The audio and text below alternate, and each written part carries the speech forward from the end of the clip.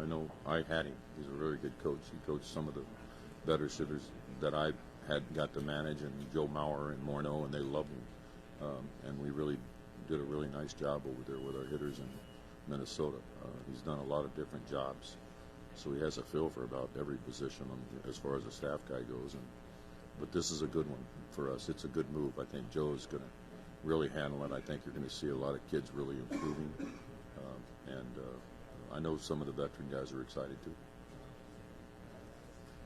With Lloyd moving right next to you, then you got a little bit of taste of that last year when he was toward the end of the season. I felt like he was more in your ear about things. Yeah, always is. I kind of leaned on Lloyd for lineups, and we'd get all the information, but talk with Lloyd about what he thought. He was with the hitters. He had a really good feel of who he thought was swinging good, could do some things, and so we had a lot of conversations anyway. Lloyd, I think this was a good move for him. I think he was worn out. I think he took a beating over the last couple of years, trying to figure out all these young hitters and everything. So this is a good move for him, good move for me, because I have another veteran manager on the bench sitting next to me, so it'll be fun. How long did it take you after the season to decompress and kind of wash off? Who said I'm decompressed? Still working on it. No, there's a lot of things. You look back at it, and it was rough. You try to, put it away, but I still think a lot about it. I still think how proud I was of how hard those kids played all the way to the end, and how good the clubhouse remained. A positive clubhouse, even though we were losing, which is hard to do too.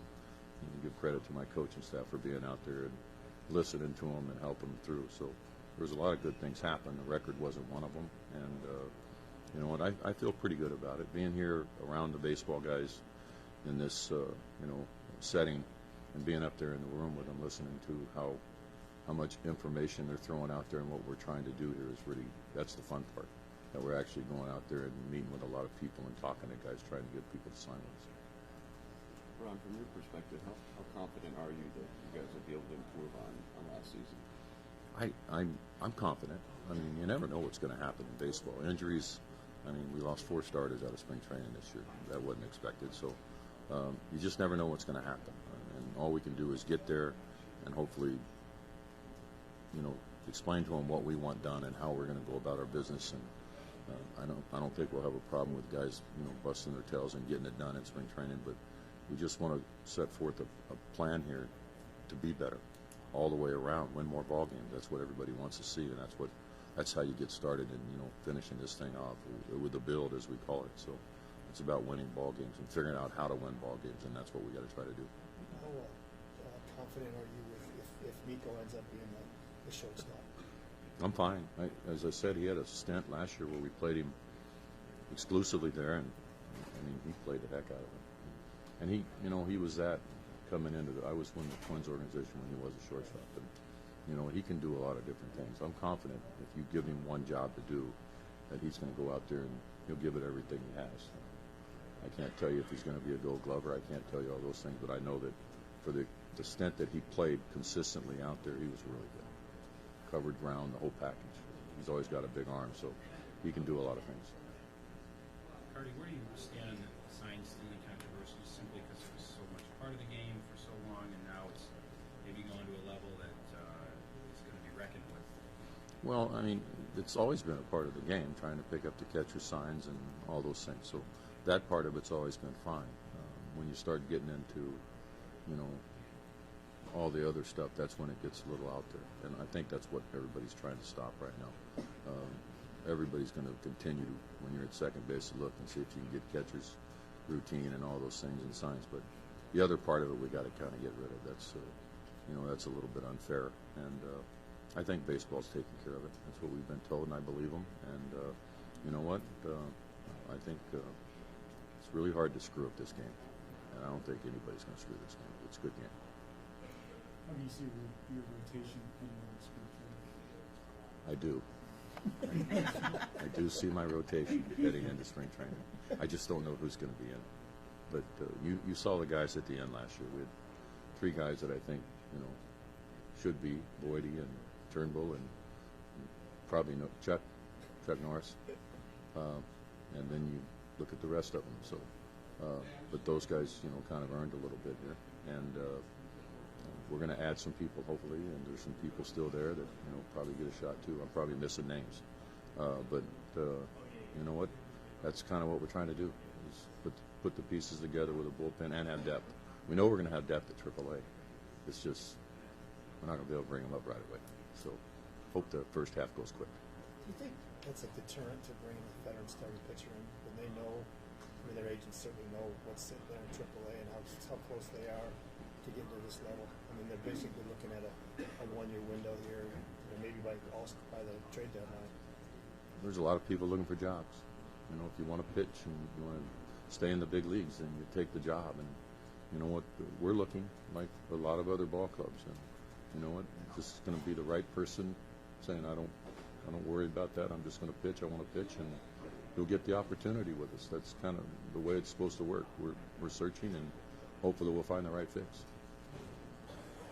How important is it for you to find some stability at the catcher position, whether it's one kid's or winning? Well, it is. We saw what happened last year.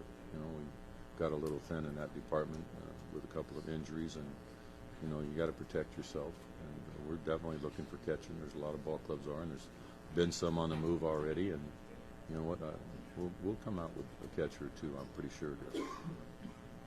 Why do you think Tigers never interested in signing Japanese players? Well, I think we're looking just like everybody else. We have scouts from over there. We have, you know, just like every other ball club. And I know there's been names. I haven't been verified up in our room because we're not talking about a lot of things out in front of people. But, you know, there's always interest. And good pitchers are good pitchers, and we need them. And we're looking for them just like every other ball club. So I'm sure his name has come flying across a few times. He's a position player coming too, and you have experience with Yes, Japanese position player. absolutely. And what do you think? Well, they know how to play. They get after the game. They're very routine oriented. They work very, very hard, and that's always fun to see. There's a lot of talent. It's getting better and better. Their leagues are getting better and better over there, and more talent's coming. And I think the best part about it now, there's been a lot of successful stories coming, you know, from overseas, and that makes a lot more players want to come this way and give it a shot, and that's important. It's important for all of us in baseball. Are you interested in football? I am. I would go manage over there. I would do it. If I get fired, you call me. Which is a good probability. In free agency or trades, which ways would you like the front office to improve the team, in which facets? Well, we've got our goals of when we came in here, what we're looking for, and run producers, maybe a position player in the middle to help out the kids. You know, pitching obviously is always there. Bullpen helps. So we've got all kinds of areas. When you lose as many games as we did, there's areas there. And we were awful young at the end of the season, and we're trying to get a little bit leadership to go along with Miguel and some guys that can drive in some runs to give us a little bit better chance of winning. And that's kind of where we're at right now. You mentioned Miguel. How important is he to this team, not only this season but going forward? Always. I mean, he's the guy here, the future Hall of Famer, and he's working really hard. From what I've told, there's been some pictures online of him looking really, really good, and for him to be able to sustain throughout the season, he has to stay in shape. He's got to lose weight. He knows that. He's been told all this, and get himself back in good shape. That's the only way he's going to keep his legs underneath him. What do you need to see defensively from Stewart going into next season? Well, there's a lot of work to be done. I mean, that's the kid we know has got a chance to hit. He still hasn't really broken through as far as offensively and had a big year, but he's had some pretty good performances. Defensively, got a lot of work. His arm strength is not great, so that means he's got to hit the cutoff man. He misses that a few too many times. He's got to slow the game down and not get too excited, and just do the little things when you're out there. Catch the ball as you're supposed to. We tried last year not to put him in too many shifts. Just play straight up or get the ball, that you're normally supposed to, and we've tried to help him too and get him in the right spot. So, that's an area that he's to remain in the big leagues. He's going to have to get better at it, and he works at it. I know that he's out there every day taking balls off the bat. he's got to get better at it. That's what's going to get him over the hump if he can get his swinging going. Are you okay going into this season with 1 year left on your contract? Do you expect to have any conversations about your contract? Listen, when you lose 100, how many we say? 14? 15? How comfortable can you be? And I mean, I'm not worried about it. I didn't finish the season.